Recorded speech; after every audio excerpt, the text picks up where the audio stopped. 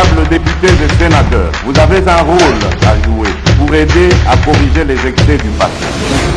Vous les collègues du Grand qui quittez les groupes armés, je vais le dire.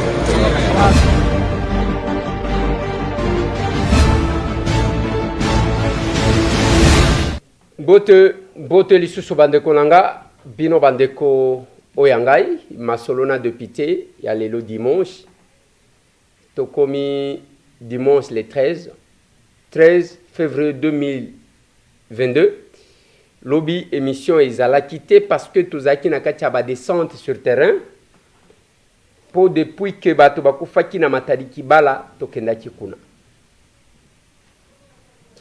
Masolona député bandeko nanga détournement ya 300 millions de dollars dans le ministère de la santé. Moka ba détournement ya ba millions. Quand il frappe, il frappe. Ngate mtu na lobi, alingete mtu alobi. Masolona député bandeko nanga moto kopela entre IGF na Mineta. Adel Kainda, qui a fait quoi et comment? Qu'est-ce qui les oppose? J'ai vu 2 vidéos que je vais vous balancer. Une vidéo qui est un reportage commenté, là où l'IGF reconnaît les erreurs, il y a un service naïe, et Azokumisa, Mineta, na oyo IGF azolo bake batu bazana volonté te ya kosunga chef de l'État. C'est dans cette émission que je vais vous balancer ça. Masolona député.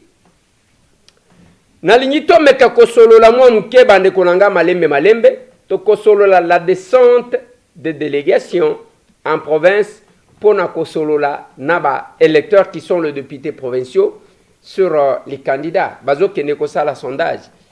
Et pourquoi ils descendent? C'est dans cette émission. Nalingi bande konangai na bandana dossier à descente ya ba délégation ya union sacrée na ba province. Ba délégation wana bazali ko kende. Ba oya Maniema bakendaki. Ba mususu pe bazo kende. Na 14 provinces où ils ont ba problème. Ba 14 provinces où Esengeli va voter ba gouverneur. J'ai vu comment les gens ont commenté comme les gens aiment bien commenter. Nengena mona tangu batu asali bakufi na matadi kibala ba memi batu na 207. Oh boza même pas na ambulance te ya komema batu na ambulance emema kabibembe. Na mboga nini? Ambulance musala na ngweza ya komema bibembe na mboka ni. Moi je ne sais pas. Et c'est la même chose. Tangu bande ko bake Maniema toki wana bazokende ko imposer bazokende ko sala boy. Non. Vous racontez votre vie. Je vais vous expliquer ce qui se passe. Ba province wana zu ba problème entre l'Assemblée provinciale ou les assemblées provinciales, na exécutif provincial ou exécutifs provinciaux.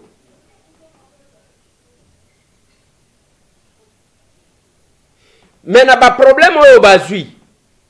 Il y a des provinces, je peux prendre le cas de Sankourou, bien que n'a pas ajouté. Au Kokuta que depuis que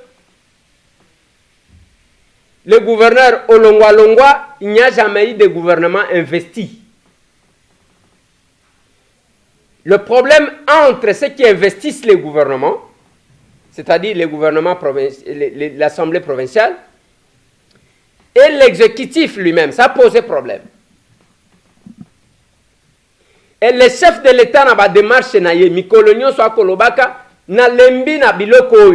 Il a même proposé que ça la réforme moko ya modèle msusu ya ko voter ba gouverneur. Au lieu de la voter na groupe d'individus et qu'il y ait un suffrage universel direct. Bien sûr qu'il peut y avoir des difficultés, mais c'est ça. C'est pour éviter ce qui arrive aujourd'hui. Parce que pour d'autres provinces, au comité, on a besoin de la ligne. N'a pas cet exemple, même législature passée. N'a pas babeta ba député provinciaux, mais babeti député ba bandiko balancer yebo et pas ba policier. Ba garde, il y a un membre, il y a gouverneur. Alors que le gouverneur, c'est l'émanation de l'Assemblée provinciale. Il fallait qu'il y ait harmonie. Pourquoi on envoie les gens? Le système passé, ou le régime passé, c'était que, bango bavanika na Kishasa, ah, balobi na bino, bo voter mutuboy. Bino bolandi mot d'ordre. Le chef de l'État a estimé que ça ne devrait pas être le cas parce que ça va créer encore des frustrations. Avant d'aligner quelqu'un pour les comptes au moins de l'union sacrée, il faut que Ndeboyo kaba députés provinciaux. Il faut la notabilité. Il faut tout. Bien sûr que les notables ne votent pas. Mais boyo kabango souena bango balingi nani o bakoti kotia wana tozo problème lobité. Voilà l'objectif. Ce n'est pas une imposition. Mutu akoya kolobana batuteke toyena candidat na biso toyaki na ena poche yeyo te. On ne va pas imposer une candidature aux députés provinciaux. Mais ce qu'on ne veut pas, on ne veut pas que l'union sacrée tombe dans l'erreur. Netia régime passé, il y a cause mutuka kanengwana ya lobby za danger ainsi de suite, ba imposer, ba voter pas parce que à convaincre Bangote, ba voter parce qu'il y a eu un mot d'ordre de Kinshasa. J'aimerais qu'on se comprenne à ce niveau.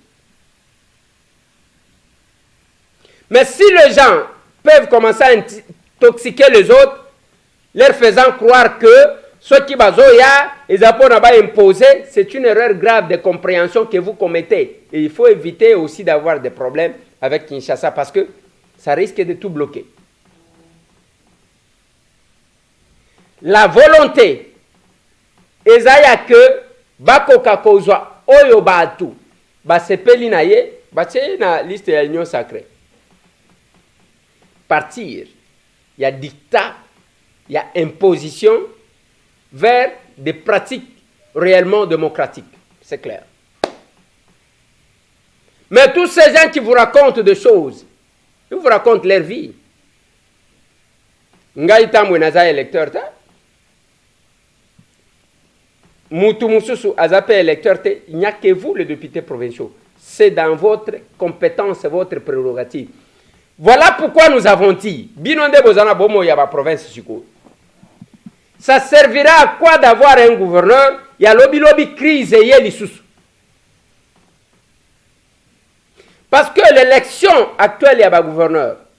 Et cause à laquelle échec beaucoup endossé yango. Le député provincial n'a exécutif parce que binonde beaucoup pona. Tolingi justification ta? Binonde. Babengi 14 provinces à problème. Mais pour éviter que le problème y a, il faut en amont comprendre.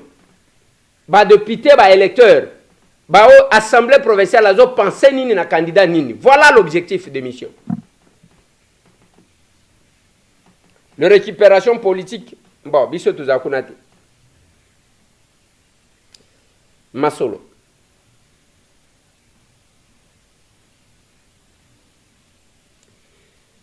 Actualité est dominée par cette guerre que je peux qualifier de guerre froide entre l'IGF et Mineta Del Kayinda. Bande Konangai, depuis 2 jours maintenant, depuis avant-hier qu'on a arrêté, je vous ai pris le maître Georges Kapiamba, président Yakaj. Ayaki ko confirmé na koloba pourquoi on a arrêté ce gens-là. Balobi, yo kanaki bangomi balewana, bayiba, yo lobi na yoki précision mususu. 7 200 000 $. Batumi bal. 7 200 000 $. Bayibi bakaboli. Parce qu'en français, terme angouezani, donc détournement. nalinga les amuyibi bayibi 7 millions 200 batumi bale bakaboli PCA na DG intérimaire le pays oyo bakangaka batu na théâtre après batiki bango na théâtre le Congo.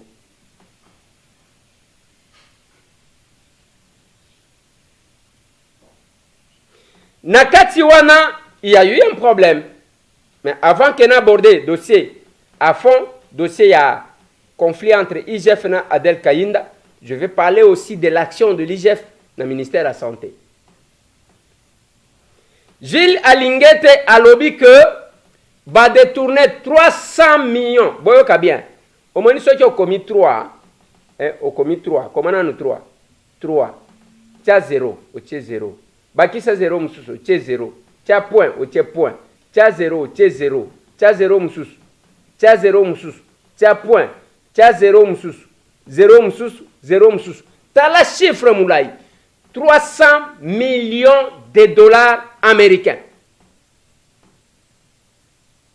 Uganda na koboma batu na pillage ya ressources minières na nyoso ba taxe ya afuta kaka 320 millions. Mais na ministère na biso ya santé enquête ya Gilles Alingete inspecteur général ya finance na ba service na ye bakuti ke ba détourner 300 millions de dollars makambu ya covid oyo cop na cop. Mais kende bato ngo ba travaillaka na poste frontalier bato wana bafuta makate bavanda ndenge bavanda wana. Mais il y a quand même les individus qui se donnent l'audace, bien sûr que l'acte de naissance d'un crime c'est le jugement. Mais est-ce que la justice parle le même langage avec? Parce que le fonctionnement des institutions c'est un fonctionnement complémentariste. Et ça le l'équipe de foot. Oyo azana numéro 4 apesi passe na oyo, oyo apesi passe na oyo, jusqu'à ce que bako marqué but. Mais quand vous êtes dans un pays où les institutions ne se complètent pas, ici, oyo a joué rôle naye, oyo a tikale azotal, alobi tindaye comme ça ngana ko bloqué. C'est comme ça que nous fonctionnons dans ces pays. Le chef de l'État est allé plus loin. Va recruter ta magistrat ya sika. Parce que degré ya makambu ndenge zo sale mana corruption yangote. Nalobaki na bino avant-hier nalobi na bino ni. Nalobi kope komi soki oyibi mbongo. Ndenge boyoki ba 300 millions. Ata soki bakanyi muto. Akokende kuna bakokabola bakocha na liste ya ministre. Et puis babimisi il a été ministre. Mais Ndekonanga Jackie Ndala, depuis avant qu'il n'a boloko kuna, il n'a pas droit à bénéficier par amnistie one. Depuis lors, bloqué, ceux qui grâce. Qu'est-ce que j'ai dit? Il va obtenir la grâce présidentielle. Jackie Ndala n'a pas volé, mais il est là, depuis avant. Mais ceux qui détruisent les pays, ceux qui détournent les deniers publics, bazana batuna bango bao baibaka na bango na président de la République bayebi kope ndenge basalaka bocha ina liste bengi la présidence m'a appelé batie bazana groupe na bango vraiment un système ezana ba juge na kati ezana ba magistrat na kati bato a présidence bazakuna kope zo futa lokola oya kobimisaka bato ezate. Quand Gilles Alingete dénonce, et ça a fait qui sont vérifiables, on peut vérifier ça par une procédure au lobby, processus et à justification. Il y a des éléments qu'on doit compléter et puis quand la sortie des éléments ils sont solo. Mais comme n'est comme 300 millions de dollars détournés au ministère de la Santé. Banani bazo iba, ce ne sont pas les Rwandais, ce ne sont pas les Ougandais, ce ne sont pas les Burundais, ba congolais bango moko oyo bazo prétendre kolinga mboka na bango. Et la majorité ya bato yango baza bato ba vivant na bamboka oyo bayebi ke okoti ko salela mbongo à l'état ndengo anate.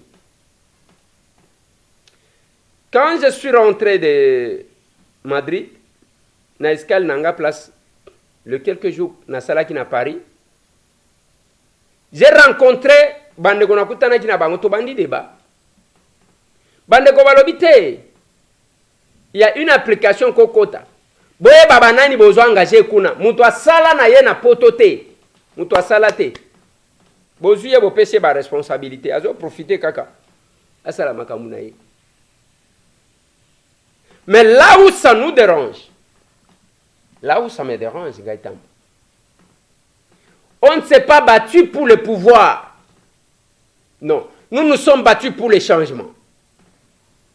Oui, ça peut apparaître contradictoire parce que tout parti politique se bat pour accéder au pouvoir et aussi gérer ce pouvoir-là le conserver le plus longtemps possible. Ce ne sont pas les notions que je peux ignorer de par ma petite formation. Mais ce n'est pas le pouvoir pour le pouvoir. Nous nous sommes battus pour le pouvoir, il y a changement. Voilà pourquoi nous, dans notre être, dans notre pratique, dans notre comportement, il y a ce que nous appelons le pouvoir de l'amour à la place de l'amour du pouvoir. Yango moni tozande ngwana, biso to changer ba vite.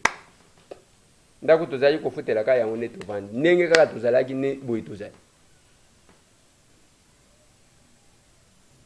L'unique endroit où comme on a que quelqu'un prêche quand même l'unité, azotali sabatu c'est quoi un mandat national et puis atika ba porter na épaule.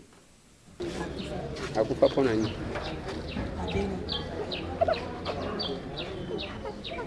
On a aussi la kiné. 6 séances.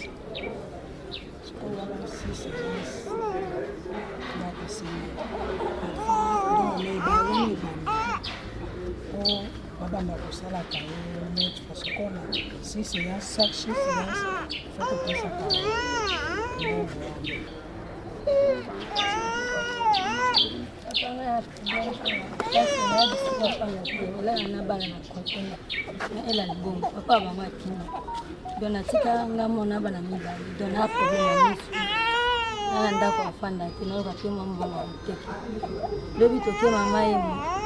basala ye banani examen bloqué bien baboy na la social donc bato soit kini papa la za fona donc on a ça examen wana nazoyoka eloko moko te olobi makambo soki 4 donc na problème ami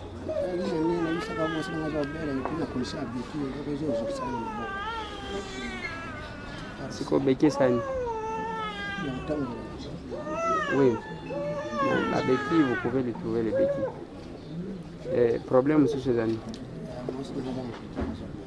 Dans un hôpital.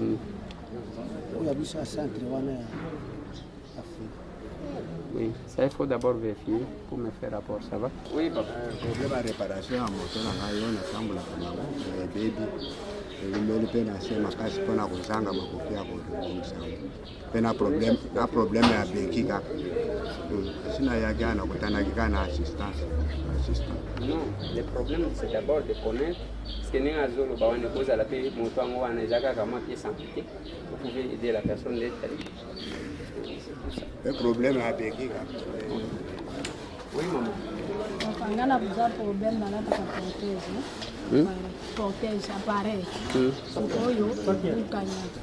Ndenja kutamba jetu sikona kono tamba bakani opeye ezama décédé ditala kaka ndenge za. Ce qu'on peut faire d'abord pour le moment, ils peut-être couper sur bakani. Parce que l'autre on ne sait pas répondre. Est-ce que yé bakani akotambola nango ezao wana ou bien ezao ya sama pe?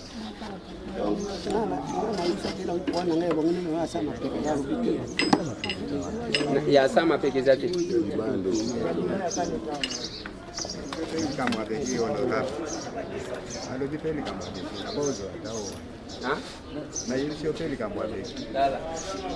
La papa wana mopese. Ala ozo ata ozo. Merci beaucoup.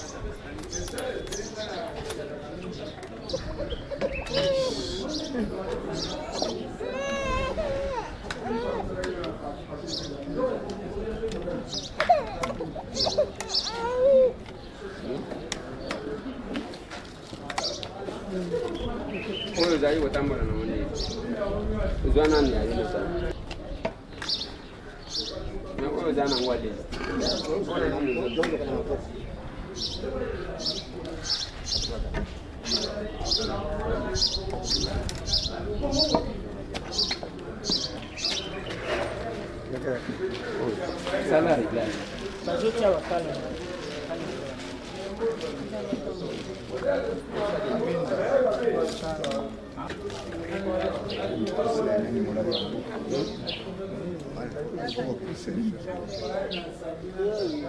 oyo bakofongola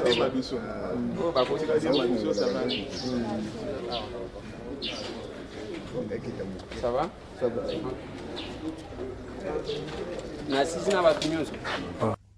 on a mis un bureau na cabine de croisement Kasavubu. Voilà.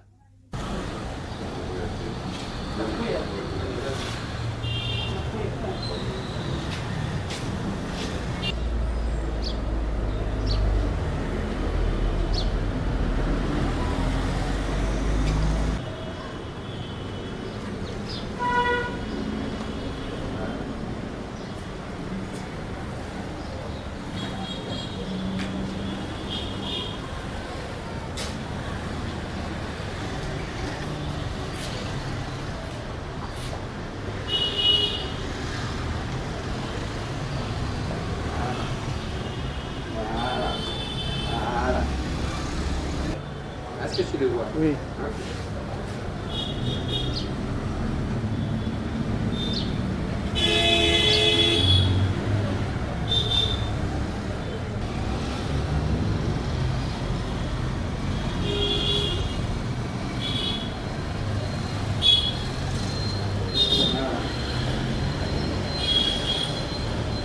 Parce que ce qui est eloko ya quoi prendre okokatana ebele ba mekaki kolandanga bakatani biso totikali. On n'est pas venu en politique faire le théâtre, non, la théâtralisation de la politique. On n'est pas venu en politique pour na kosala autocritique kilobi, non. Voilà pourquoi quand vous nommez les gens, vous dites oui, cette personne-là, elle est discrète, oui. Il n'a pas d'obligation de redevabilité, c'est dans sa discrétion d'akobanda koyiba parce que mutupa ko lolaye azati. Mais biso batambo nous estimons que lelo on m'attrape. Na biloko on a critiqué. Mais étoile ekoinda. Ekoinda. 300 millions de dollars détournés dans le ministère de la Santé. Où est la justice de mon pays?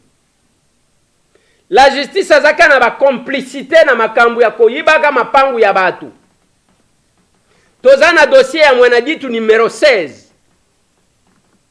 Maman là, Henriette. Elle a vieilli na conflit o ya lupangu ya nenga mutu alingi ko exécuter yango azate. Tokebo etala ba raison ndenge bazo pesa. Oh, c'est-à-dire il faut ceci. Tokei na ndenge nyonso. J'attends encore, peut-être cette semaine, na kende kukutana na ba mususu. Quelque part, bomichaka tena mutu na bino que on peut quand même marquer le passage place mutu azali.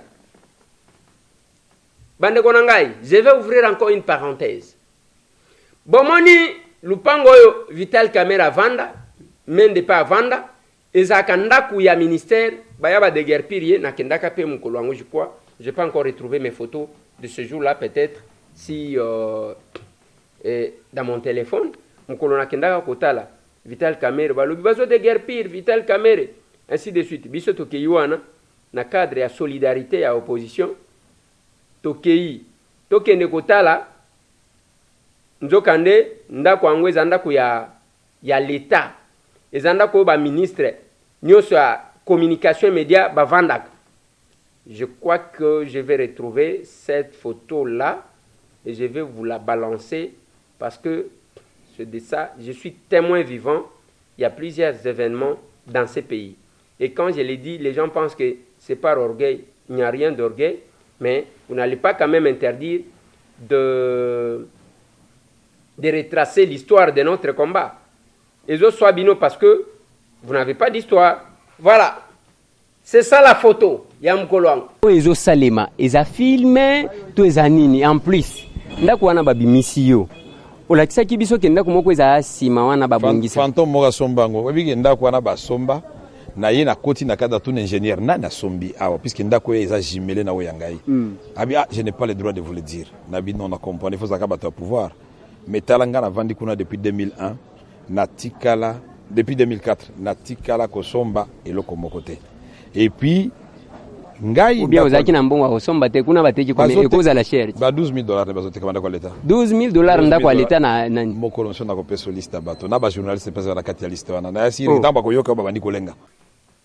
Awa na yoki baye kobima o mwana ya Mobutu moko awutaka abotaka soki na Kisangani ainsi de suite. Ndaku wane ye kobimisa problème tangu bake ko de guerpi boyoka incident mususu atindi pe batu procureur mususu mboka oyo c'est pas possible atindi pe batu bokende ko kanga bao bazako désordre moko akosakana te COP ekomi na niveau moko ya kosakana te balongwe kuna bozomona ndaku wana ndeko moko ya chef de l'état nde mtu asombi que ça soit ndeko ya chef de l'état mtu asombi que ça soit nani mtu asombi ndaku wana eza ndaku ya l'état. On a vu comment bazo de guerpir batu tous les ministres presque bavandi kuna balobaki Patrick Mouya yake ne ukota. Ce n'est pas possible. COP na COP. Mais les gens qui détournent et comme indengwa, c'est compliqué. Mais les nominations COP, ba libération COP. Et na ligne abordée parce que tozaka na question à IGF. La question qui oppose Madame Adel Kayinda, Mineta et portefeuille, Agile Alinget, inspecteur général et finance en chef. Tomoni ndenge na réseaux sociaux makambo ebimi depuis que bakangaki PCA na bakangaki PCA na DG intérimaire ya STPX et ONATRA. Lobby, Madame Adel Kayinda, son cabinet a publié un communiqué que je vais vous lire. Après, n'a expliqué binomo mouké les cambo yo salem. Balobi boé, communiqué de presse. République démocratique du Congo, ministère du portefeuille, le directeur des cabinets. Communiqué de presse. Le ministère du portefeuille porte à la connaissance de l'opinion publique et l'IGF le sait pertinemment bien qu'il n'est lié ni de loin ni de près dans les détournements observés dans les chefs des mandataires publics. À cet effet, tout mandataire qui fait preuve de mégestion et que le détournement est avéré et certifié par les inspecteurs des finances doit être déféré devant les instances judiciaires compétentes sur le plan pénal et être suspendu sur le plan administratif pour faciliter les enquêtes préjuridictionnelles. Dès que la juridiction saisie établit les faits, l'incriminé doit restituer les fonds détournés, purger sa peine et perdre son mandat.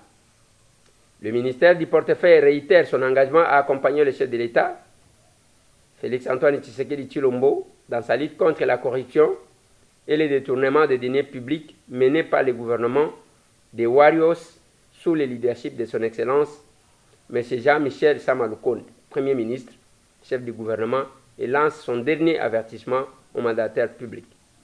Fait à Kinshasa le 12 février 2022. Prof Placide Mutabunga Rugina, directeur des cabinets.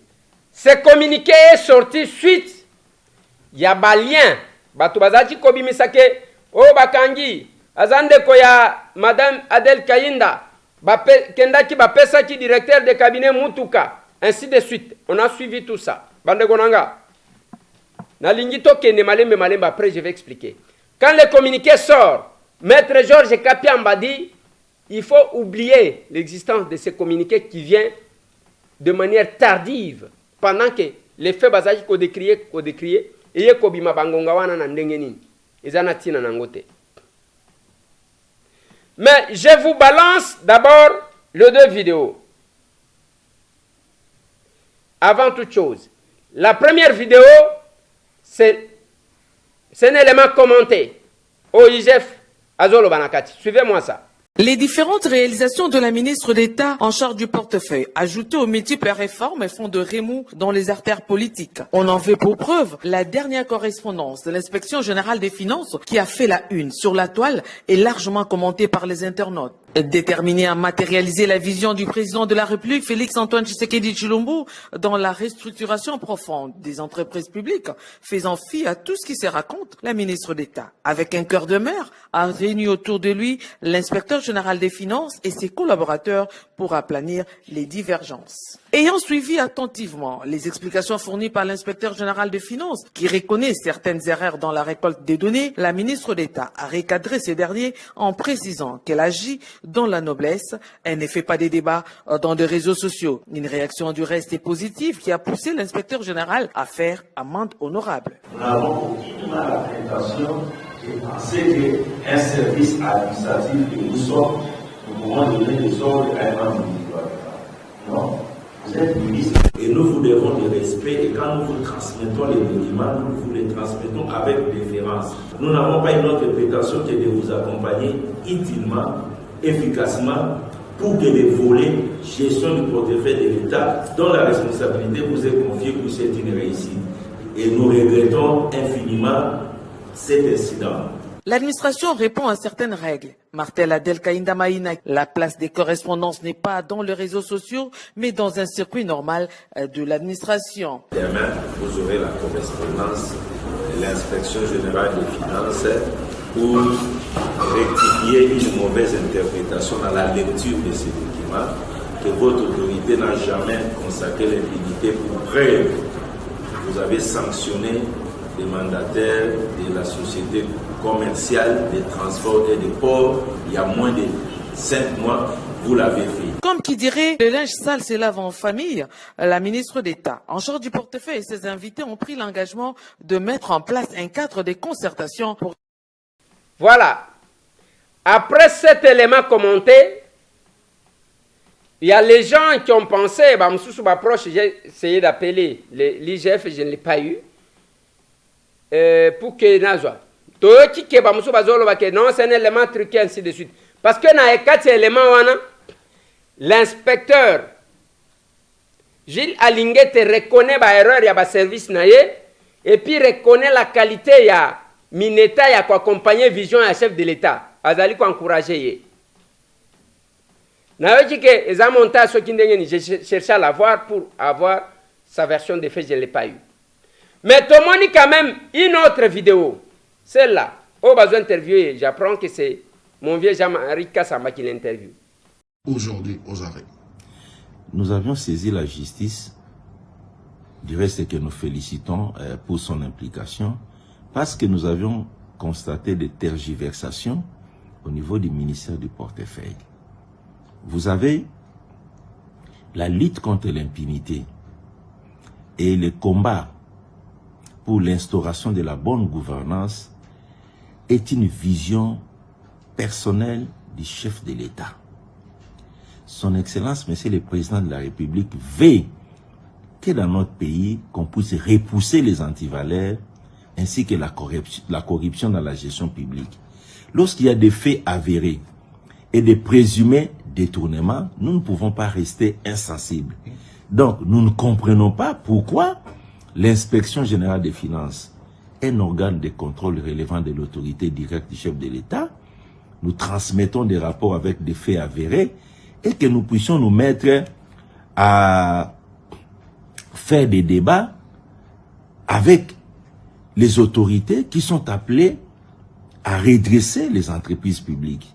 Donc nous pensons pour nous qu'il n'y a pas suffisamment de volonté pour accompagner le chef de l'État dans sa vision de lutte contre l'impunité. Voilà pourquoi nous avions usé de nos prérogatives comme officier de police judiciaire pour saisir le ministère public qui est le parquet général pour que le parquet général s'en occupe. Et nous félicitons le procureur général près la cour d'appel de Kinshasa-Gombe, qui s'est saisi du dossier, qui a examiné les fonds et qui a donné raison à l'inspection générale des finances en procédant aux arrestations des personnes concernées. Voilà comment nous devons travailler pour aider la République. Mais vous rendez un rapport, la décision effectivement revient à l'autorité de tutelle. Sur cette question, la ministre du portefeuille, est-ce que l'IGF, il revient à l'IGF de dire à ses ministères ou à ses ministres ce qu'elles doivent faire par après? Non, mais vous devez comprendre une chose. Pourquoi les contrôles des finances publiques dans ce pays avaient été anesthésiés? Il ne sert à rien de faire des contrôles, de constater des actes de mégestion et que les autorités restent inertes face à de telles situations. La conséquence, c'est que le contrôleur va se décourager. Parce que le contrôle, c'est quoi en définitive? Sans que les services de contrôle et les contrôlés, nous établissons les faits. Mais s'il n'y a pas de sanctions, les contrôlés vont dire finalement non, nous sommes encore dans les systèmes, donc nous n'aurons plus peur de contrôle. Il faut qu'il y ait des sanctions, les sanctions positives et les sanctions négatives. C'est ce que son Excellence, Monsieur le Président de la République, veut. Et c'est ce que nous voulons, c'est ce que nous faisons. Nous sommes dans un contrat de passation des marchés. Globalement, je peux vous dire qu'il y a eu un avenant qui viole toutes les dispositions légales. Vous savez, dans le cadre des marchés publics, lorsqu'il y a un avenant, l'avenant ne peut pas dépasser 15% du montant initial. Et même dans les cahiers de charges de ces contrats qui concernent l'ex-Sonatra, cette disposition était là. Mais nous nous sommes retrouvés devant un avenant qui multiplie les montants initiaux par 3. Donc, une augmentation de 300%. C'est une irrégularité. Ça, c'est de 1. De 2, un avenant de cet auteur-là devait avoir l'approbation du ministère du portefeuille. Donc, il y a eu usurpation. Les conseils d'administration et la direction générale qui ont signé un tel contrat sans qu'il y ait un accord du ministère du portefeuille a failli. Quels sont les chiffres? Nous sommes à 8 millions de dollars. Un contrat initial de 2 700 000 qu'on a fait un avenant pour faire passer à 8 millions. Et s'il vous plaît, dans une entreprise publique où il y a 32 mois d'impayement de salaire, l'enveloppe salariale du mois est de 2 millions de dollars. Vous imaginez 6 millions de dollars de plus qu'on ajoute, ça peut permettre d'appuyer 3 mois d'arriérés de salaire. C'est comme si on n'a même pas pitié des Congolais qui travaillent dans cette société qui souffre. J'ai reçu la délégation syndicale de cette société ici. Mais il y a de sérieux problèmes. Quand on est responsable, on ne peut pas rester insensible devant une telle situation. Lorsque vous constatez une autorité appelée à prendre des sanctions contre les actes de corruption, les présumés détournements ou des actes de mégestion tergiversés ou refusés, ça signifie clairement que cette autorité n'a pas la volonté d'accompagner les chefs de l'État. Ou elle refuse carrément d'accompagner les chefs de l'État. Les choses doivent être claires. Les actes de corruption, les actes de détournement des deniers publics sont des actes qui plombent le progrès social de notre population. Et on ne peut pas être autorité et rester indifférente devant de telles situations qui sont déplorables. Et du coup, ça a déclenché ce que ça a déclenché. Mais maintenant, on a l'analyse, il y a quelque chose, Nalingi, tu quand même comprendre. Biso, tu as quand même moins connaissance, moins mouké, selon degré ya kotanga ya mouké, ou totanga, izana ba batanga koleka, peut-être biso nde tozo kabiente. Les mandataires publics sont nommés par le président de la République, par ordonnance présidentielle. Parallélisme des formes et des compétences. S'il faut que l'Ongola, mandataire public, il faut qu'il y ait une autre ordonnance ekolongola ye. L'inspection générale et la finance, ils ont travaillé sous l'autorité du chef de l'État qui nomme les mandataires. Et d'ailleurs, c'est ce que le chef de l'État dit. Le premier rapport est réservé au chef de l'État qui peut prendre des décisions Yakolongola Moutou selon ses compétences parce que c'est lui qui nomme. Bien. Les décisions y a ministre, ce ne sont que les décisions conservatoires, les mesures conservatoires que le ministre a koti kozwa. Ce qui n'a bungi bokozongi sanga. Pour un ministre a une décision, soit il faut le conseil des ministres pour que dans son document, dans sa lettre, dans sa décision, à comme que les conseils de ministres entendus ou selon la décision du conseil de ministres. Parce que le conseil de ministres est présidé par le chef de l'État. En cas d'empêchement, le premier ministre peut le faire. Dans une mesure conservatoire vis-à-vis d'un mandataire à sali bêtise. To salimbeba.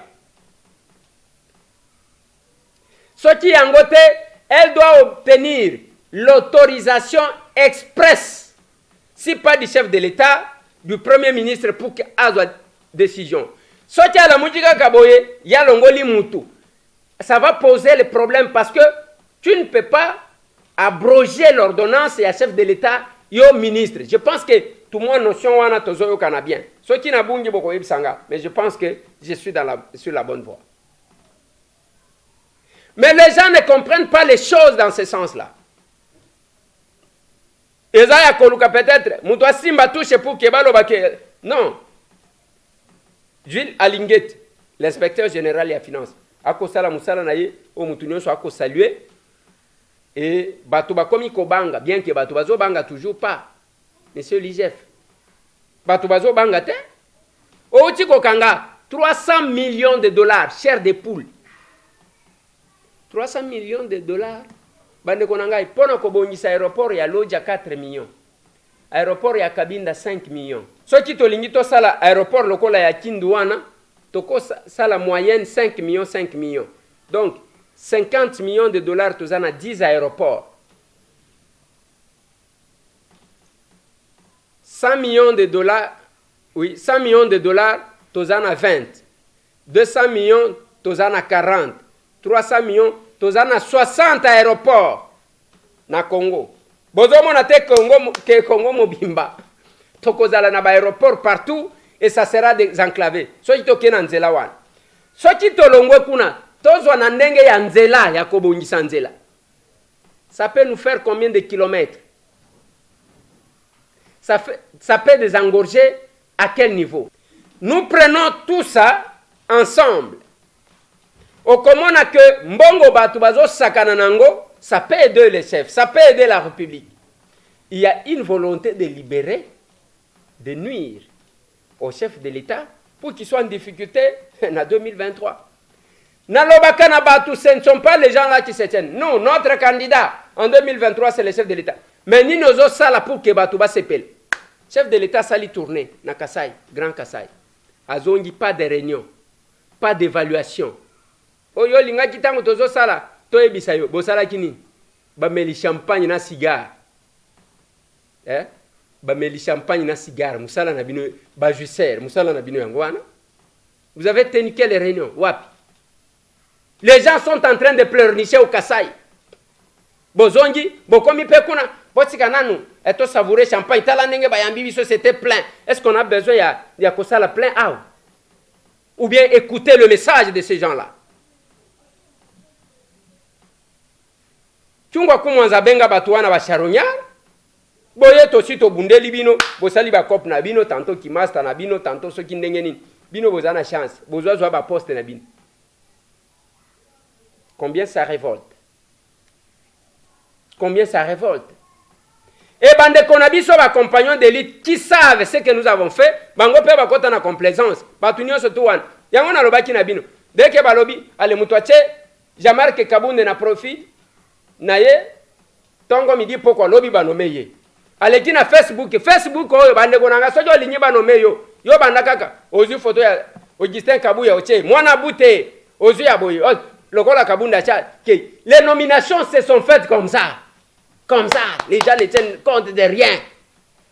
Il suffit seulement kaka muto a publié mwana bute mon général ainsi de suite lobby va konomé mutu wan auti wapi to yebite et puis basi ba yebi bino système. Je vous ai dit l'autre fois, il y a une dame qui insultait le chef de l'État, vous n'avez pas l'idée.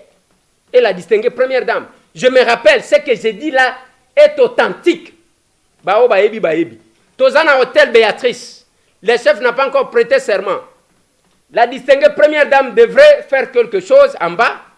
Elle apprend qu'il y a cette dame là qui l'insultait et son mari. Alors bisoki bobimisi était ngana ko gitate. Les gens se sont engagés bake babimisi mwasi wan. Mais les lots pour le moment, ne batu ba bénéficiaire bande konanga bomoni régime oyo yo publier kaka na Facebook dès que moni fati o ti béton ata soki osala nini ba konome na yo. Nous évoluons comme ça. C'est comme ça que vous trouverez que Tokomi na mboka, un pays qui est dirigé par les réseaux sociaux. Réseaux sociaux betiboy, allez, toke kote kuna. Réseaux sociaux betiboy, toke kote kuna. Mais c'est pas possible, mon Dieu. Les réseaux sociaux, et comme ils ont jugé Batou, qu'on condamné Batou, réseaux sociaux, et qu'on kangisa un innocent, réseaux sociaux, et c'est comme ça, Tokomi na ndengwan. Yango pe ba yebate, yo publié kako publié photo ya première dame. Ba commissionnaire au bazana présidence ba ko zoela yo audience ya bien. OK, ipe au vandi, au bandi ko zoape moi muke. Mais ceux qui se sont battus, vous les mettez où?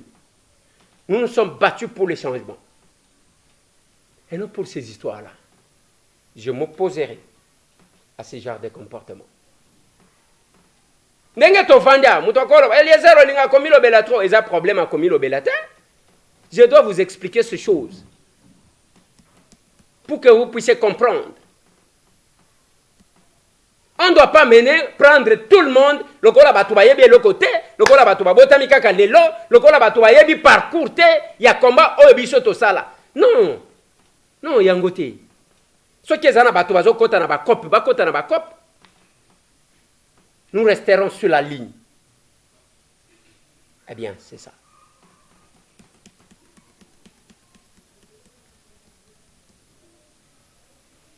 Yango bomoni tozana ndenge biso tosalaka politique. Et puis na lobaka na bato, en matière de confiance, il n'y a pas de médiation. Basalele confiance, basalele confiance. Ce qui est sili. Et les gens avec qui nous sommes battus, bon néglige kabiso. Les longa na zotuna, mutu, jamarke place au vandi. Bacha lisusu photo na yo na profil. Obungi na Facebook obungi bazaji ko publier yo mikolo nyonso na Facebook obungi jamarke kabundi obungi pona nini parce que bokenda kolokota les opportunistes bazo kumisa bino nde boza danger bino nde boza banzambe. La conséquence c'est ça la conséquence. Mais si c'est un combattant avec qui vous êtes battu ayebi ko protéger yo ayebi ko rappeler yo le sens du combat. Naloba na batu wana bomona ki bazolela na lupango ya Jamarque bazolela parce que boulot ekei. Ce n'est pas pour le pays, c'est faux. Boulot ekei sans préavis, pas boulot ekei. Au moins il est encore premier vice-président. Azo toucher avantage na inyoso, azo continuer ko toucher ba mbongo kaka ndinga zalaki ko toucher ata soki akena kaliso cabinet wana te. Sanza esili biloko na ekoti na banque ainsi de suite. Il reste encore là. On n'a rien enlevé jusqu'à maintenant là.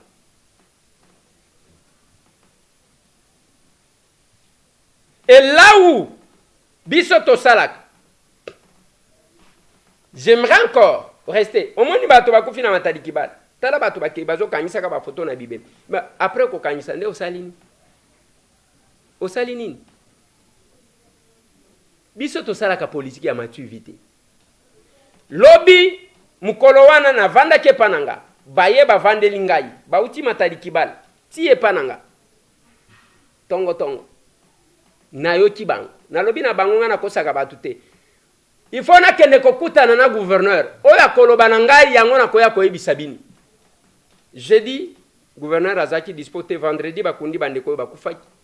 Lobi na kei na kutani na gouverneur, Jantini Ngobila Mbaka. Je lui ai posé le problème tel que me présenté par cette population-là. Et ça que bandeko na biso bakufi, c'est l'accident. Siko biso peto kufa, nous sommes condamnés à mourir. Na Simanango, j'ai effectué une descente pour faire rapport à cette population-là. Suivez ça.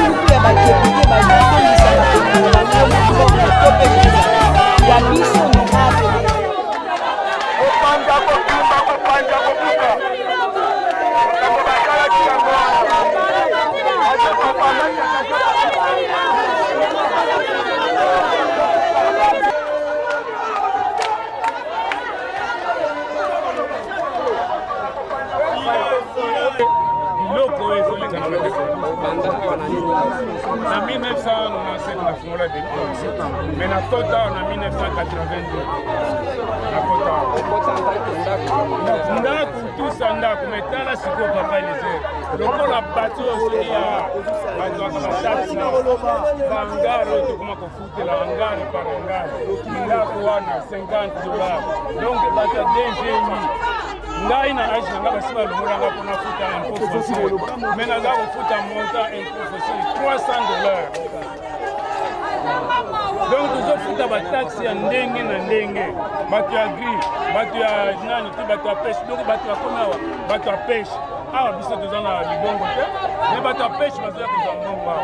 Bato ya gris l'état lokola l'état azokotisa bato na kati ya départ akozwa batike na ye ya ba 200 francs 500 francs. Mais or qu'il faut azwa tike na ye na wenze mais bazokota na kati badépôt na biso koreceptionne bambongo ya nini ke ya wenze biso eza wenze te papa tozodeklare mpona nini mpona badépôt na biso.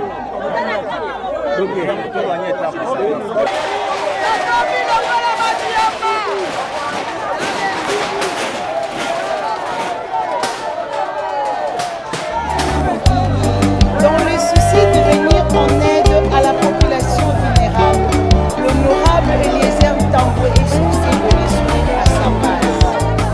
Idéologie Eliezer-Mise.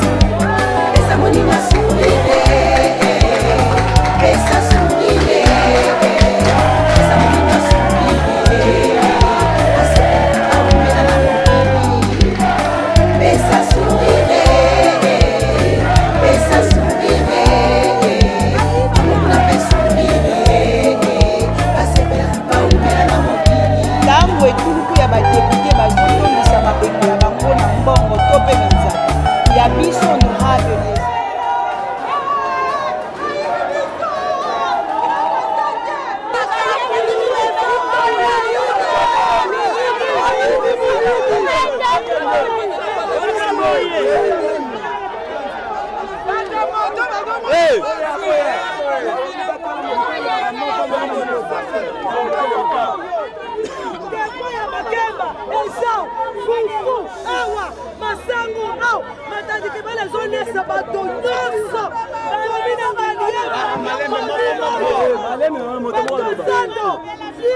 wapi na wapi bangonyo sura mataki male wo tongo tongo bango zobiloko koteka yupanga na mataji kibal awa mazokanga wese wa bato bango bato basala baba tosala batika badepo na biso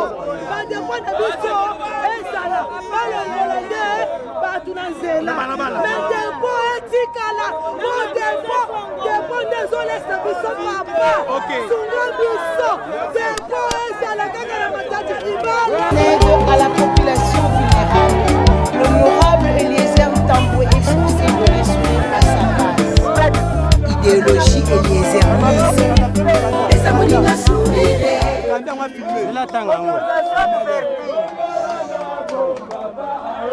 Tofundaka DGRAL, tofundaka DGI, tofundaka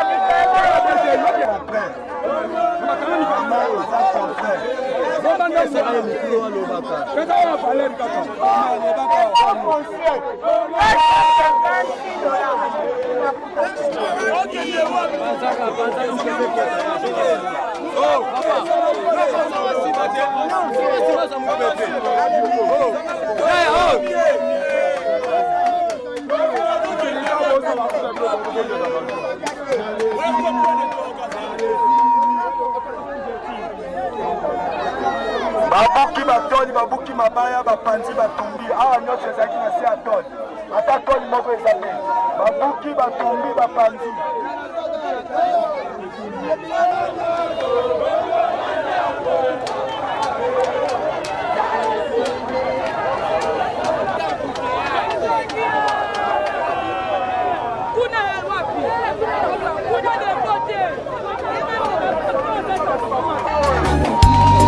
Dans le souci de venir en aide à la population vulnérable, l'honorable Eliezer Tambwe est sourcé de les soutenir à sa base. Idéologie Eliezer-Mise.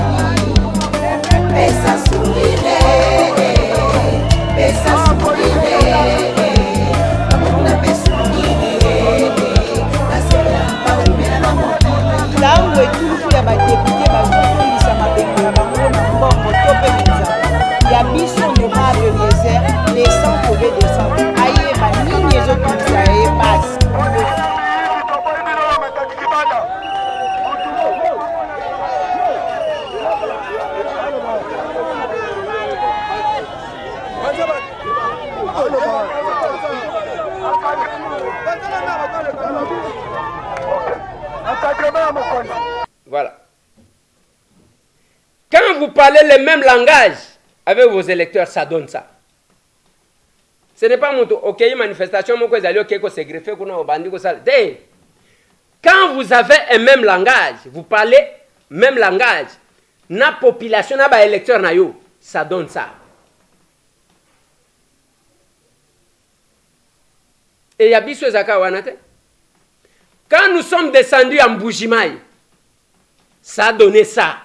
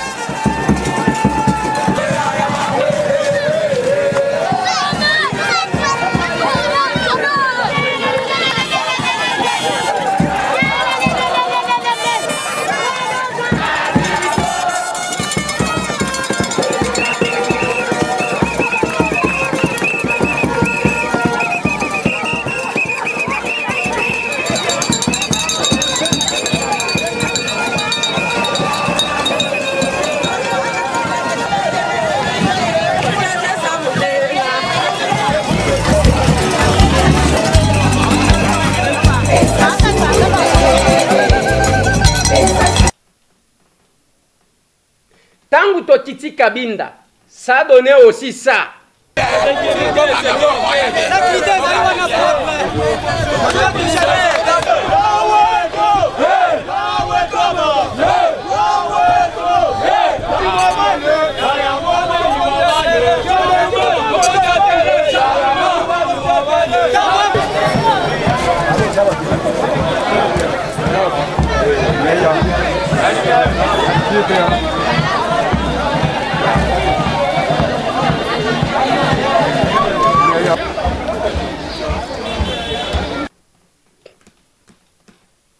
Et même quand nous voulons poser des actions, nous avons posé des actions à Lodja.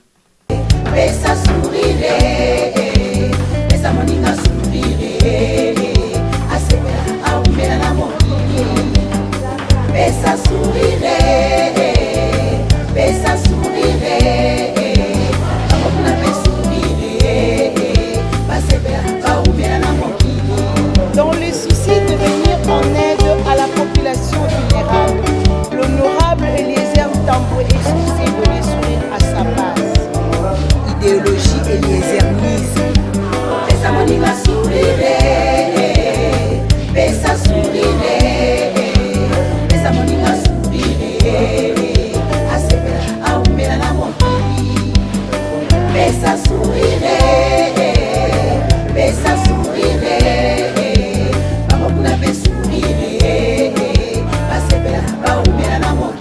Tango etuluku ya badepute bazotondisa mabenga na bango na mbongo to pe minzata ya biso honorable Eliezer descend tobe descend ayeba nini ezotungisa ye base le vrai défenseur de la population.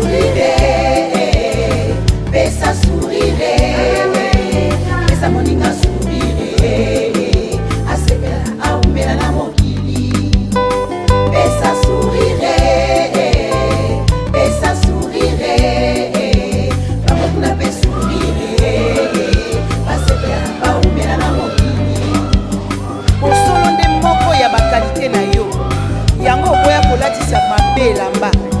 Mwana mokolo lopango honorable Eliezer Tambo, les jalons de la presse congolaise.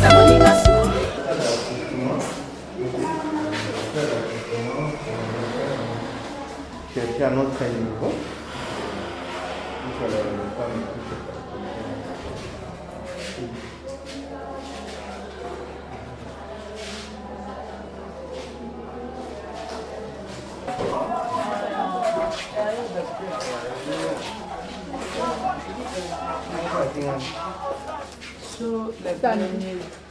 C'est le cas de césarien.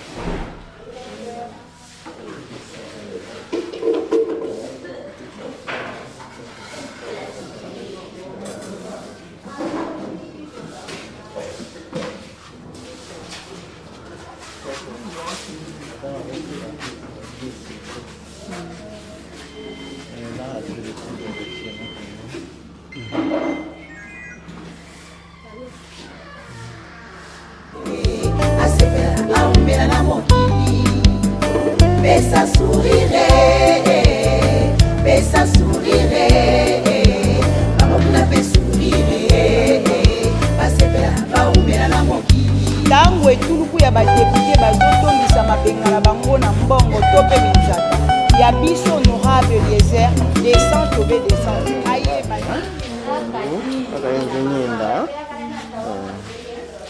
sourire toponaki yo totindaki yo lelo bilembo yango ekomi komonana 207 ebale mozindo honorable ntango eliboso peuple na ye na nsima bino bokoleka wapi ye ebale mozindo.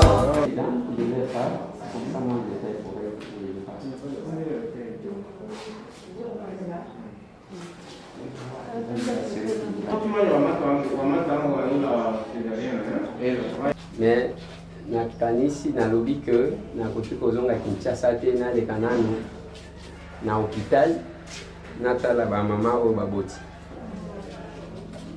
nasololi na médecin directeur atalisi ngai difficulté bozanga yango mpona baoyo babota epa médecin directeur oyo akolinga kobima même lelo akosala nini akobima.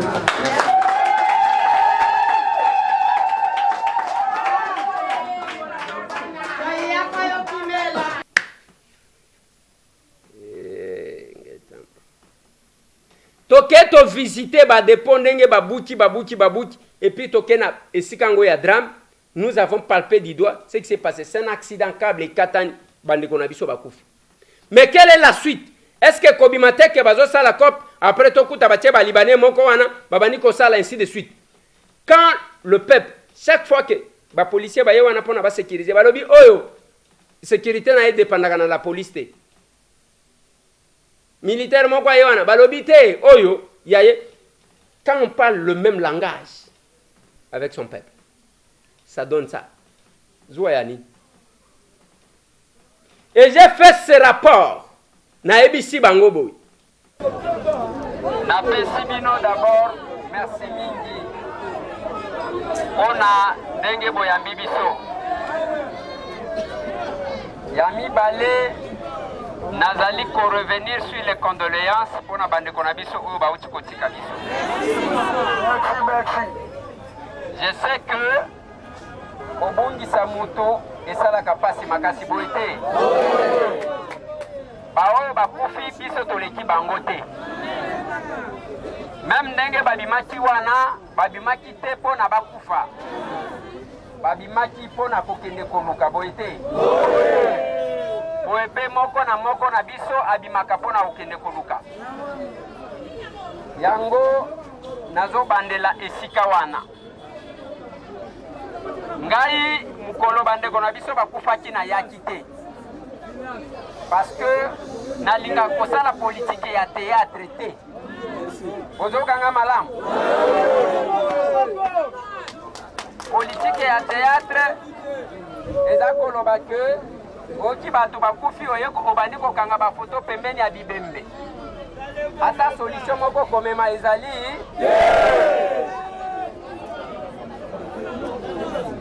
tangu natali namoni batu komata kokita na lobima totala nanu bango na ya bango politique ngana kokita mukolo na ngai na sima na ekozwa appel ya président oyo azali awa abengi nga alobi biso na matariki bala tozokufa topekisi leta te azwa mobeko mpona koprotege biso mais il faut leta yebisa biso tokovivre ndenge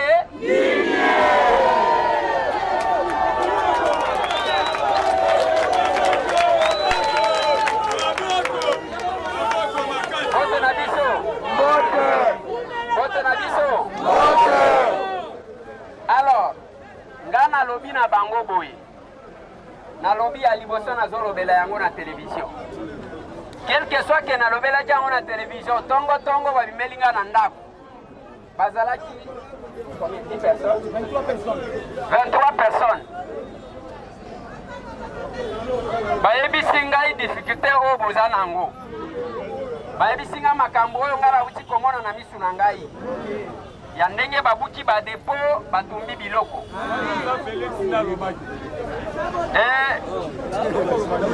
natuni bango nalobi nayokaki balobaki ke balukeli bato esika mosusu akoteka bango balobi na nga boye biso toza bateki ya wenze te biso toza na badepo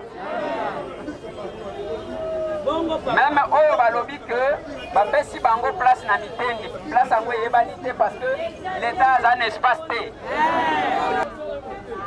bamama wana balamukaki tongo baye koteka likama ezwi bango bakufi sikoyo tosala ndenge nini tozwa na bango na bango batikali tokunda bango elongo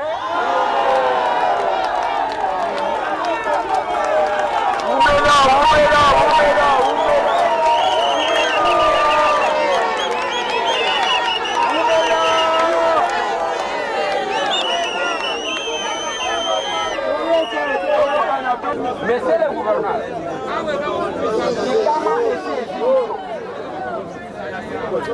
monsieur le gouvernement ndenge bokoteli biso bandeko wana bakufi bayebani mpe na bato mosusu na masalisi bala oyo batikali moto akoki koteka azwi ata mwa sakombi moko ya loso ati atikeli bana wana batikali po soki bato wana bazoteka te tokosala ndenge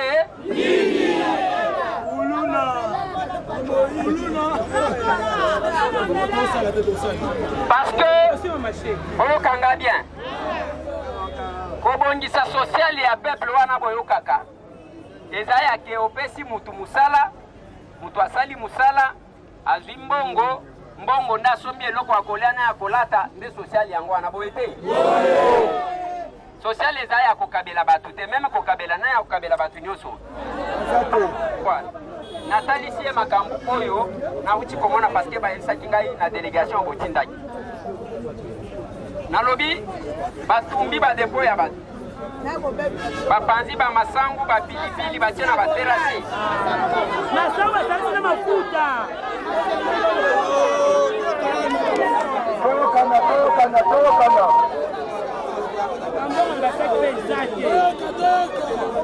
lelo nalobi na ye ndenge tozoloba boye bato baza na accès baza na tene eloko ya kosala moko te natuni ya liboso solution olobaki ke eza na mitendi yango moto akolongwa wana kolongwa awa ti mitendi eza lokola motu alongwe awa aleki meme ipe na komi kote aya delvo boye te ye alobi na nga boye alobi na nga ke ya liboso tozwaki mokano lokola bato bauti kokufa ifalaki tozwa mokano ndenge tozwaki boyoki nga boyokanga malamu nazoyebisa bino exactement oyo gouverneur auti boyebisa nga parce que kala mingi te bokomona mpe akoleka awa bakenda ka mpembe wana bazoleka na général Kasongo wana eza eloko ayebisi nga alobi tozwaki mokano lokola bato bautaki kokufa ngai nde bato bakomi kofinga esika nyonso kenga nde na bomisi bato bozoyokanga yango nazwaki mokano wana pour que tokanga nanu makambo nyonso alobi quelle est la suite alobi na nga boye azokende na kampembe kotala bamakambo awa le alobi na ngai jeudi, ok? Jeudi ngai nazokende epa na ye eza mpo na pesa ba instruction ya sika ya ndenge nini ba depo ekobanda kofonctionne toyokani malamu.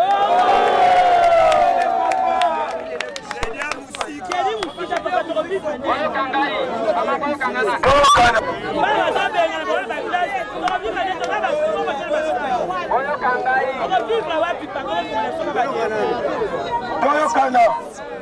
oyo kangai oyo kanga malamu. Eloko biso toarrache d'abord ya liboso, il faut otiango na mitu na bino. Décision oyo ezwamaki liboso ezalaki ake moto akoki kofongola lisusu na matadi kibala bozokanga. Soki tokomi na niveau ya ke bapesa bainstruction ya sika, c'est parce que todiscute na bango mpona kotalisa bango ke il faut bato bavivre bozokanga. Yango alobi boye on va s'organiser na ba responsable ndenge botindaki. J'ai dit tokei kokutana na gouverneur parce que boyoka argument avancé alobi ke même bato wana bakufaki eza nini moto asombi na dépôt azoteka liboso ya dépôt bozoyoka. Mais il faut to retenir eloko moko, eloko esalemaki eza accident, il faut totala na mutu wana. Même bakamion ndenge ezokende wana camion ezoloba teke nakoma matadi te, mais comme on est seul accident, mais ce n'est pas pourtant que tokoboya bato babanda kokota nzela matadi. Est-ce que ezalaka soki ezalaka ke mpo na accident bakopekisa bamakambu seke moto akokende matadi akozala lisusu soki ezalaka mpo na accident moto akokota avion akozala lisusu. Alors nde yango nazoloba na bino soki awuti awa na kampem alobaki akobenganga, ok? Parce que mutuna wana yake en attendant tokoma jeudi bato bakovivre ndenge nini yalobi na nga boye alobi akokende kampem ntango azowuta kampem bokomona koleka awa bakoleka cortège awa akobenga ngai akopesa nga disposition en attendant tokoma jeudi toyokani malamu. Mais loko na kosenga bino pour éviter que situation ebeba mpona bino moko, c'est-à-dire quoi? Soki bomoni ndenge l'État azwi ba disposition ndenge bazoleka eza nzela bazoleka ti soki bazomona bato bazali kosantete bavandi na balabala bakosepela te toyokani ti il faut bino moko bozala basentinele na bino moko parce que l'État ntango azozwa mibeko eza mpe mpona koprotege ke ndenge mutuka ezokende wana ekosi la frein ekoti na bato basali nini toyokani ti autant toza na posa ya kolia autant toza mpe na posa ya kovivre boye te. Alors il ne faut pas to s'exposer mpona tokufa parce que soki tokufi posa lisusu ya koteke kozala te toyokani malamu. Donc nazoyebisa bino boye nakoki jamais kotika likambo oyo ezosala bino pasi bozoyokanga. Naza député parce que botindaki ngai nakende korepresente bino seulement bozoyoka. Ngai naza juste représentant na bino et chaque fois que boza na likambo bohésite te bobengi nga nakoya ndenge na ye boye toyokani malamu. Alors na pokwa awa donc soki azongi awa akobenga nga nakobenga président nakoyebisa ye ke gouverneur alobi boye nakobenga colonel Lili na communiqué ye oyo bakoyebisa ngai pa gouverneur nakosenga pe gouverneur abenga colonel Lili mpona kopesa ye instruction wana parce que nga nasengaki ye boye meme mokolo yango ya kofongola il faut nga na ye tokita ye moko apesa ordre boyoki nga malamu.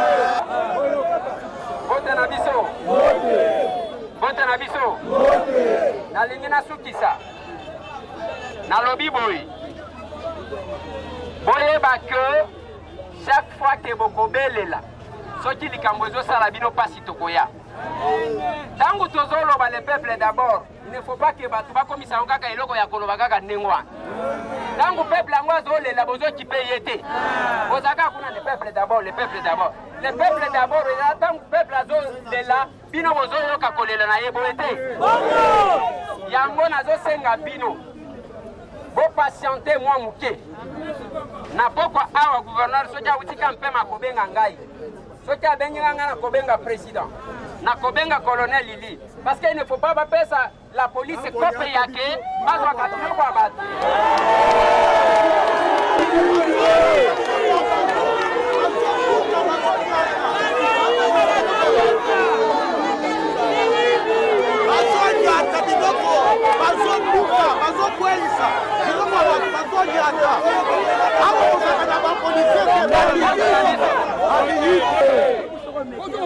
ya mibale mpona kosukisa eza boye nayoki na nungunungu ke balingi basala kope kope wana eza yake babengana bakongole batekela baexpatrie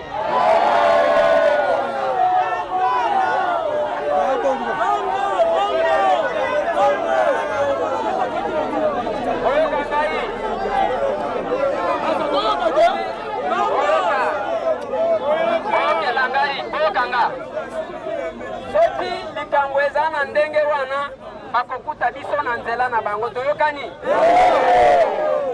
ndenge toza wana toyebani boye te soki bamesana kokorompre bato eza bato nyonso te okoki kokorompre boye te boye ndenge tozali na bino soki boyoki kende koelezer akendaki epa mutu boye loba lokuta bozoyoka malamu naza mutu ya kolanda ni libanais ni indien ni chinois na nsima ozokanga malamu parce que je pense que na mboka na biso il faut bapaya barespecte biso boye te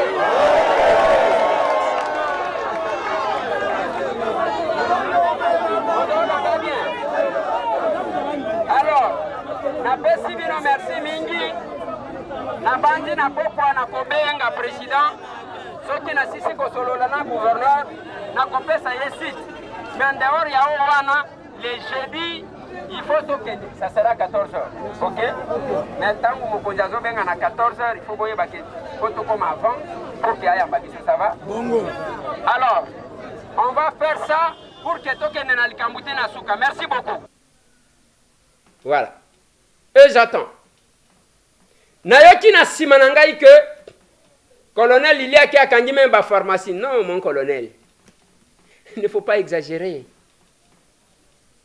Il ne faut pas exagérer. Ils ont bien dit. Destruction. Il y a biloko batumbi, ainsi de suite. Bazo biloko bazo déverser na ba caniveau. Caniveau est bouché. J'ai dit ça au gouverneur. Après, tu as dépensé mon à l'État pour curer ba caniveau.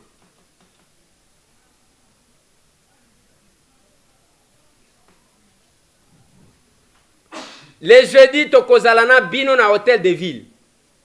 Le gouverneur va nous recevoir. Et ce que nous faisons, c'est ça. On ne va pas faire le théâtre. Allez, Bokeyo Yakanyo Yakanyo. Pour n'a Bino Batoamao. Et après, comment on a Batoamao? Bossalini. Bossani. Quand vous êtes un élu et que vous parlez le même langage avec votre base, c'est ça. Embouteillage de côte, dès que ce n'est pas encore la campagne électorale. Mikolo ya ba papa bonheur na ba maman sociale na noyete politique ya lokuta ya modèle wa. Bande konanga na zo suki sawana pona lilo. Plus 243 998 311 332. Mituna yozo sala nini pona mboka na yo. 300 millions de dollars bayibi na ministère de la santé ngate mtu na lobby. Wano komona justice ba dossier oyo bako se pencher nango yangwana. Bango bazaka makambo yako yibaka ba mapangu ya bato. Je vais revenir sur un dossier qui se passe à Lubumbashi. Une maman ndenge bozomona bande konangai to komi na ngonga mikolo ya suka o Bible loba. Bato bazo kende l'église pampa. Il y a une maman, une veuve. Il y a une personnalité connue. Ndenge tozolo baboy bana na ye bazo sale boy. Koboto la biloko nyonso to akufata lelo. et bake ba coopérer bango bazozo aka ba mongo bake ba coopérer pe na ba responsable mususu na justice. Vous allez payer parce que ça va arriver aussi, ça va vous arriver aussi. Vos enfants se tourneront contre vous. Batu bazanga mitema kandingwa. Tokotani.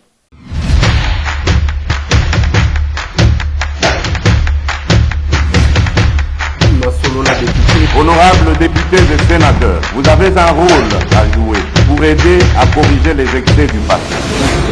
Vous les collègues du Grand Kivu, quittez les groupes armés, je vais le dire.